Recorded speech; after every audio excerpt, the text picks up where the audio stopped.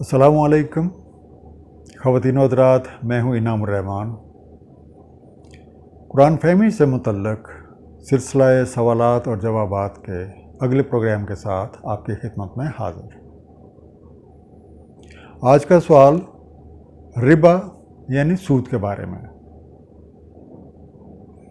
कुरान हकीम में रिबा से मना फरमाया गया है, और जब अल्लाह ताला किसी चीज़ से मना फरमाते हैं तो यकीनन उसमें कोई ना कोई नुकसान वाली बात ज़रूर होती है। और आजकल हम देखते हैं कि हुकूमतें बैनुल-अक़वामी इदारों से, मुख्तलिफ़ बैंकों से सूद पे कर्ज़ लेती हैं और अपने मुलाज़मीन को तनख़्वाहें अदा करते हैं। मुख्तलिफ़ प्रोजेक्ट्स जो हैं वो किए जाते हैं। कुछ बैंकों ने इस्लामी बैंककारी के नाम से भी मुख्तलिफ़ स्कीमें शुरू की हुई हैं, और अक्सर उनके बारे में भी काफ़ी अबहाम पाए जाते हैं। तो मेरे साथ तशरीफ़ फरमा हैं जनाब अली असगर साहब, और मैं उनसे गुजारिश करूँगा कि बराए करम कुरान हकीम की रोशनी में रिबा यानी सूद की जो हकीकत है उसको वाज़ेह फरमा दें। औज़ु बिल्लाहि मिनश्शैतानिर्रजीम, बिस्मिल्लाहिर्रहमानिर्रहीम, सुब्हानल्लाहि वल्हम्दुलिल्लाह, वला इलाहा इल्लल्लाह, वल्लाहु अकबर, वला हौला वला कुव्वता इल्ला बिल्लाहिल अलिय्यिल अज़ीम। बिस्मिल्लाहिर्रहमानिर्रहीम। बहुत शुक्रिया जनाब इनामुर रहमान साहब। आज का जो आपने सवाल सामने रखा वो इंतहाई एक नाजुक सा मौजू है। इस पर हुकूमतें सर खपाती रही, बहुत सारे लोगों ने इसके हवाले से फतवे दिए और मसला फिर भी हल नहीं हुआ। जैसा कि आपने सवाल में ये बात वाज़ेह की कि हुकूमतें बैनुल-अक़वामी इदारों से भी पैसे ले रही हैं और इंटरेस्ट दे रही हैं, काम चलाए जा रहे हैं। हम इसका उस लेवल पे जायज़ा तो नहीं लेंगे, हम इसको इस सतह पे देखते हैं कि एक इंडिविजुअल को ये बात समझ में आ जाए कि ये जो रिबा लफ्ज़ कुरान ने इस्तेमाल किया ये असल में है क्या। इसका बेसिक थीम अगर कॉन्सेप्ट हमारा क्लियर हो सके तो हमारे ज़ाती किरदार में से उस मामले को जहाँ अल्लाह ताला के अहकामात के मुताबिक अपने आप को एडजस्ट करना है उसकी कुछ वज़ाहत हो सकेगी। और ये करना है कि अमूमी तौर पर रिबा को सूद और सिर्फ़ पैसों के लेन देन के लिए इस्तेमाल किया जाता है। कुरान की एक दो आयतें मैं साथ में कोट कर देता हूँ, उसको भी देखिएगा। सूरह अल-बकरा की 276 नंबर आयत के अंदर अल्लाह ताला फरमाते हैं, यमहकुल्लाहु रिबा व युर्बिस सदक़ात वल्लाहु ला युहिब्बु कुल्ला कफ़ारिन असीम। मिटाता है अल्लाह सूद को और बढ़ाता है सदक़ात को।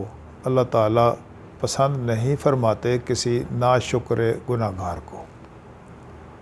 दूसरी जगह इसी सूरा में सूरह अल-बकरा की 278वीं आयत के अंदर ये इरशाद भी मौजूद है, या अय्युहल्लज़ीना आमनुत्तकुल्लाह वज़रू मा बक़िया मिनर रिबा इन कुंतुम मोमिनीन। ऐ ईमान वालो, तकवा करो अल्लाह ताला से और छोड़ दो जो बाकी रह गया रिबा, अगर तुम मोमिन हो, मानने वाले हो। अब इसको महज पैसों के लेन देन के हवाले से जब हम देखते हैं तो मैं अपने किसी दोस्त के हवाले से बात कर रहा था, तो मैंने जो नॉर्मल डेफिनेशन हमें बताई जाती है सूद के हवाले से वो ये है कि जिस कारोबार में नुकसान ना हो और फ़ायदा ही फ़ायदा हो तो वो रिबा में काउंट किया जाता है। लेकिन मैंने उस दोस्त से पूछा कि जब हम सर्विस में जाते हैं, नौकरी करते हैं, तो हमारी तनख्वाह में तो कभी कमी हुई नहीं, हर साल इंक्रीमेंट ही लगती है, तो इस डेफिनेशन के मुताबिक तो ये भी सूद में चला जाएगा। तो वो साहब कहने लगे नहीं, ये तो एग्रीमेंट है। तो मैंने अर्ज़ किया कि जो लोग सूद पे पैसे देते हैं वो भी तो एग्रीमेंट करते हैं। बुनियादी बात यह है कि रिबा का ताल्लुक़ किसी की मजबूरी से फ़ायदा उठाना है।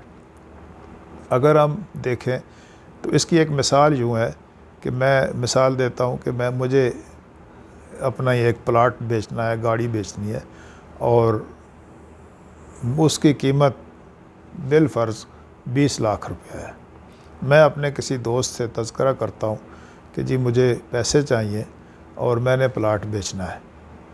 لینے والا یہ سوچتا ہے کہ اگر اس موقع پہ اس کو مجبوری سے ہم یہ فائدہ اٹھا لیں کہ یہ 20 لاکھ کی چیز جو ہے یہ 18 لاکھ میں ہم خرید لیں، تو وہ جو 18 لاکھ میں نے راضی خوشی سے دیا، لیکن لینے والے نے اس مجبوری سے فائدہ اٹھایا، تو قرآن کے مطابق اس نے 2 لاکھ روپے کا ربا، یعنی وہ اپنے پیٹوں میں انگارے بھرے، فائدہ اٹھا لیا۔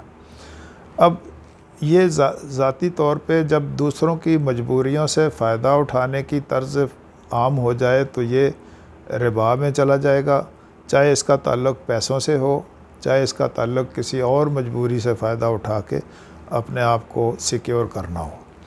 تو اس کو ان ڈیپتھ سمجھنے کے لیے بنیادی کردار یہ ہے کہ ہمارا جو رویے ہیں معاشرے میں، وہ دوسروں کے ساتھ مدد کرنے کی بجائے دوسروں کو داؤ لگانے یا ان سے فائدہ اٹھانے کے حوالے سے ہیں، چاہے وہ معاشی ہوں، معاشرتی ہوں، کسی بھی طرح کی مجبوریوں سے فائدہ اٹھانا ربا کے زمرے میں جائے گا۔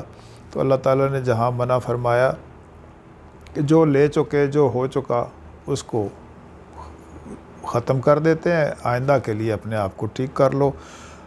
ما بقیہ من ما بقیہ من الربا ان کنتم مؤمنین۔ تو مومن ہونے کی شرط یہ ہے کہ جو آپ لے چکے اس کو چھوڑ دیا جائے اور آئندہ کے لیے اپنے آپ کو ٹھیک کیا جائے۔ پہلی مذکورہ آیت کے اندر بھی کہا گیا کہ لا یحب کل کفار اثیم، اللہ تعالیٰ اس طرح کے گناہ گار کو اور ناشکرے کو پسند نہیں فرماتے۔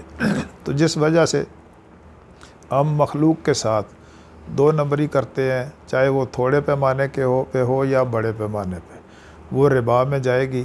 ربا کی بیسک ڈیفینیشن یہ ہے کہ حسن معاشرت کو قائم رکھنے کے لیے جب ہم ایک دوسرے کے ساتھ اچھا رویہ اختیار نہیں کرتے اور مجبوریوں سے فائدہ اٹھاتے ہیں، تو یہ ربا میں کاؤنٹ ہوتا ہے، چاہے اس کا تعلق پیسوں سے ہو یا کسی اور حوالے سے کسی کو بلیک میل کرنا، یہ سب ربا کے اس زمرے میں چلا جائے گا۔ اس کو انفرادی سطح پہ ہم حل کرنے کی کوشش کرتے ہیں، باقی قومی یا بین الاقوامی سطح پہ جس طرح اس پر کام ہو رہا ہے، بڑے بڑے مفتی کرام حضرات بھی اور حکومتیں بھی اس پہ کام کر رہی ہیں۔ اس کو ایک خواہ کی ہم بحث نہیں چھیڑنا چاہتے۔ کل کو یہ سوال آنے شروع ہو گئے کہ بینکوں میں پیسہ رکھنا ایسے ہے اور بینکوں سے قرضہ لینا حرام ہے یا حلال ہے، یا قسطوں پر چیزیں لینا۔ تو مقصد کہنے کا یہ ہے کہ کسی بھی طرح سے جب دوسروں کی مجبوریوں سے فائدہ اٹھانے کی کوشش کی جائے، وہ معاشرت کے جو اچھا نظام اللہ تعالیٰ نے ہمیں دیا کہ مخلوق اللہ تعالیٰ کی خوش رہے، اس میں رکاوٹ پیدا ہوتی ہے، اس نے معاشرت متاثر ہوتا ہے۔ تو اس حوالے سے ہم نے ربا کو اس سطح پہ ذہنوں میں یہ بات ڈال دینی ہے کہ اس سے فائدہ اٹھانے کی جو طرز ہے، دوسروں کی مجبوریوں سے فائدہ اٹھانا چھوڑ دیا جائے اور اپنے آپ کو اللہ اور اللہ کے رسول کے مطابق اس نے معاشرت پر قائم رکھا جائے۔ اللہ تعالیٰ ہمیں آسانیاں عطا فرمائے۔ وما علینا الا البلاغ۔ جزاک اللہ۔ سر، آپ نے ایک بہت ہی جو مشکل موضوع ہے اس کو ایک انتہائی آسان اور بڑے ایک خوبصورت طریقے سے بیان فرمایا ہے۔ اللہ تعالیٰ آپ کو جزائے خیر دے اور ہم سب کو کسی کی بھی مجبوریوں سے ناجائز فائدہ اٹھانے سے بچائے رکھے۔ السلام علیکم خواتین و حضرات۔